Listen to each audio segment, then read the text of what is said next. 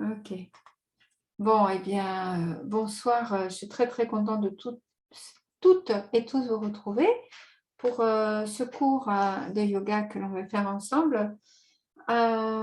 Juste, je vais en profiter pour vous partager quelque chose au niveau effectivement de cette période en quelques mots, hein, mais on en reparlera tout à l'heure à l'atelier méditation. Juste pour rebondir sur ce qui vient d'être partagé sur le solstice d'hiver, parce que tout le monde ne pourra pas forcément être à l'atelier méditation tout à l'heure.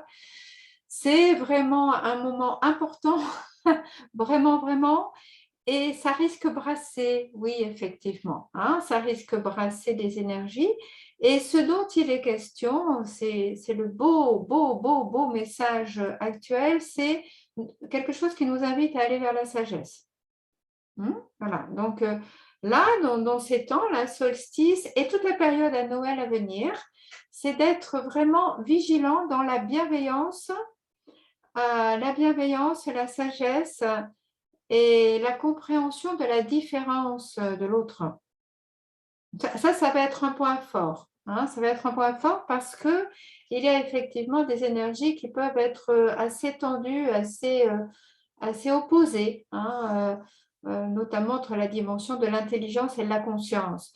Et ce dont il est question, c'est justement nous inviter à aller vraiment de plus en plus vers la sagesse, la conscience et, euh, et la bienveillance. La bienveillance par rapport à l'autre. Ne pas chercher absolument à avoir raison,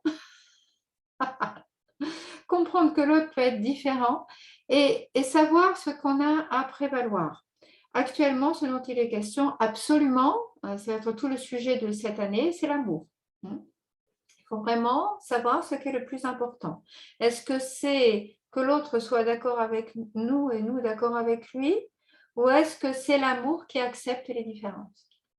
Et si on arrive à traverser ça, on traversera beaucoup de choses sur un plan là pendant les fêtes, d'accord?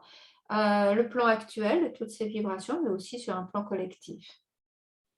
Si on essaye vraiment d'arrêter d'avoir une vision personnelle, hein, on a le droit d'avoir notre avis. Ça, c'est très important, d'avoir ce discernement personnel qui nous permet de poser vraiment notre point de vue. Ce point de vue, il nous appartient, il est très précieux et personne n'a à vous changer votre point de vue.